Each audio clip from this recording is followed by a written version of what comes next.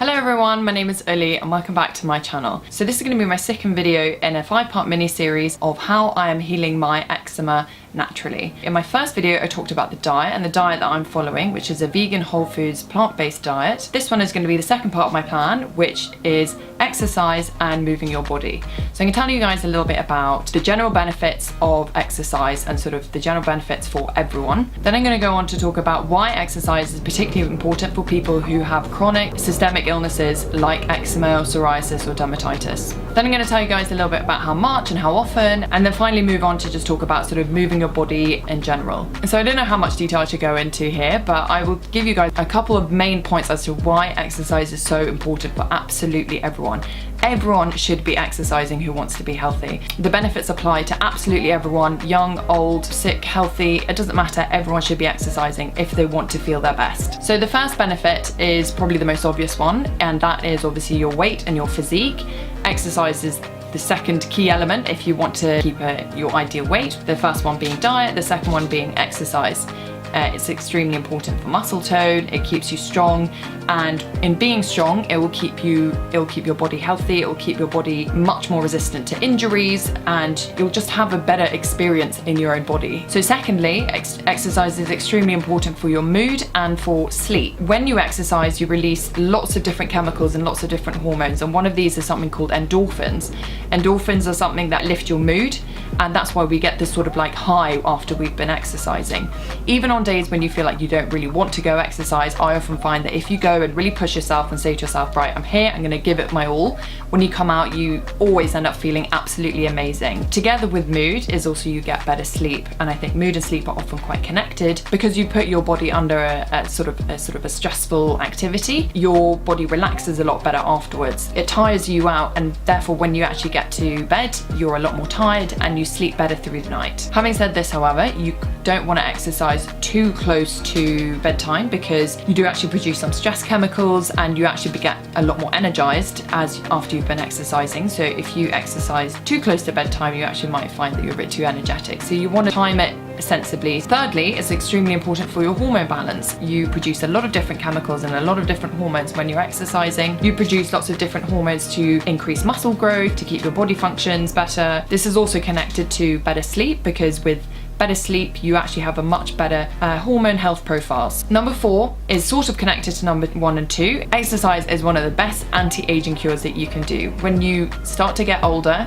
you undergo something called sarcopenia, which is when your muscles sort of weaken and wither. The best way to fight this is by doing training and working out, and particularly resistance training. So what happens is, as you get older, it gets harder to build muscle tone. It's extremely easy to stay fit if you already have a level of fitness and you keep that up as you get older. There are lots of elderly people who are extremely fit and extremely impressive in the gym, a lot better than me, which is kind of embarrassing. But what happens is if you sort of stop exercising and you lose that level of fitness as you get older, it gets a lot harder to get back up, which is why I think as you get older you lose the motivation to do it because it's just not as easy, it's probably not as comfortable. But if you make sure that you keep your muscle tone and you stay strong, you will have a much lower risk of injuries. That's why a lot of elderly people have a lot of mobility problems, and that's all because of this sarcopenia, which is very easily counteracted with resistance training. So number 5 is that exercise prevents a whole host of illnesses.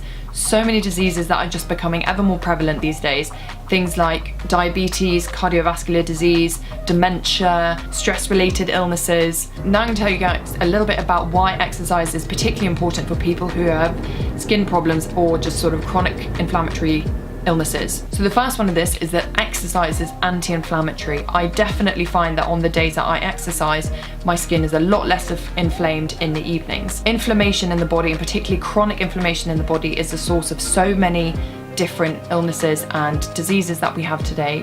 Eczema is just one of them, but there's a whole host of different things caused by chronic inflammation for all sorts of different reasons. They say it's autoimmune, but now there's lots of people who think that there's no such thing as autoimmune. But anyway, that's for another video. But yeah, so like I said, for chronic illnesses, it's extremely anti-inflammatory. Yes, sometimes you can become a little bit hot and sweaty, and you may think that you're getting a flare-up as you're exercising, particularly if it's really bad. But I think you'll find if you can sort of control the flare-up during exercise, I think you will find that after the exercise, once you've cooled down, your skin condition will definitely improve, and especially if you're consistent with your exercise. Secondly, it increases blood flow to your skin. As your heart rate goes up, it pumps blood around the body, and this is good for two different reasons. Firstly, it brings oxygen to your skin, which is extremely important for feeding healthy skin cells. And secondly, the increased blood flow means that all the micronutrients that you've eaten from your very healthy, whole foods, vegan, plant-based diet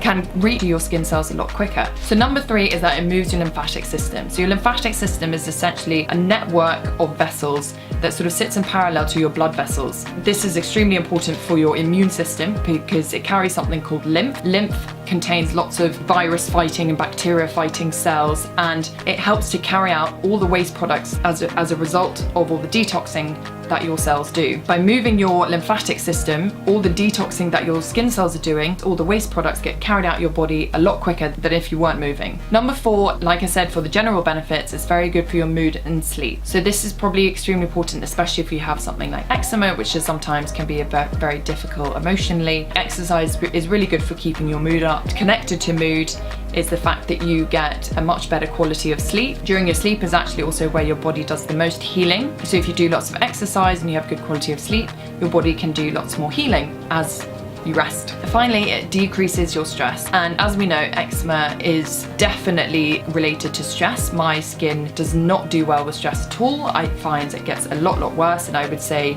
I haven't heard anyone who has had any different experience to that. Exercising is a very good de-stressor, and if we can keep stress down, then that is going to be extremely good for your overall stress levels and your overall skin health. Having said this though, too much exercise can actually cause a bit too much stress in your body. So now I'm going to move on to talking about how much and how often I do when it comes to exercise.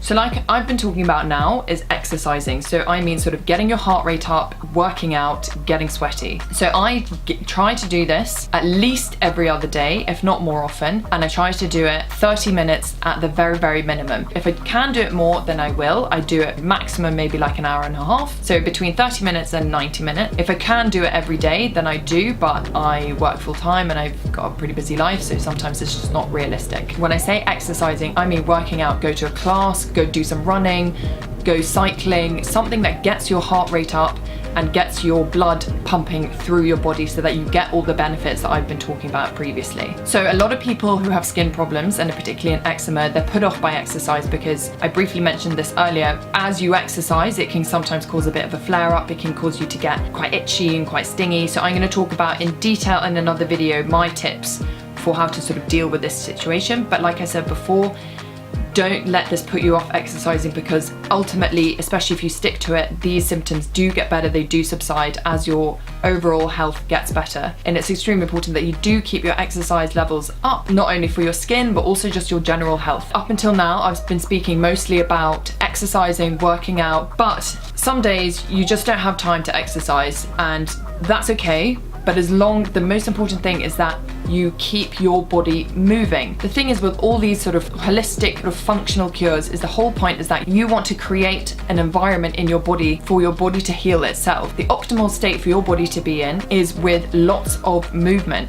That's the whole point of our body. That's the reason we can stand up, we can walk around, we can climb, we can do all these things. That's what our bodies are made for. That's what they're there for. They're not there to be sitting down all day. They're not there to be lying down all day. They are there to be moving. Even if you can't work out, working out is obviously extremely important for all the things I talked about, just as long as you keep your body moving. So if that means that if you're in an office job all day, like I am, get up and I walk at lunch times, I drink a lot of water. That gives me an excuse to go to the bathroom all the time. I do lots of stretches. On my way to work, I always try to walk as much as possible. And in the mornings, I stretch. I'm constantly just sort of like moving around and fidgeting and getting up and walking around and get any excuse to kind of just get up from your seat, essentially. I'm gonna go into another video, like little tips and tricks that I do in order to keep my body moving if you have a sedentary lifestyle. And I think most people can't get away from the fact that they have sedentary lifestyles. That's just a fact of life. So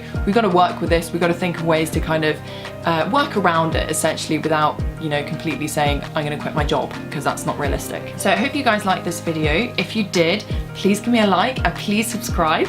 If you guys have any questions about anything I talked about here, please do leave a comment down below, and I'll check back in with you guys very soon. Okay, bye bye.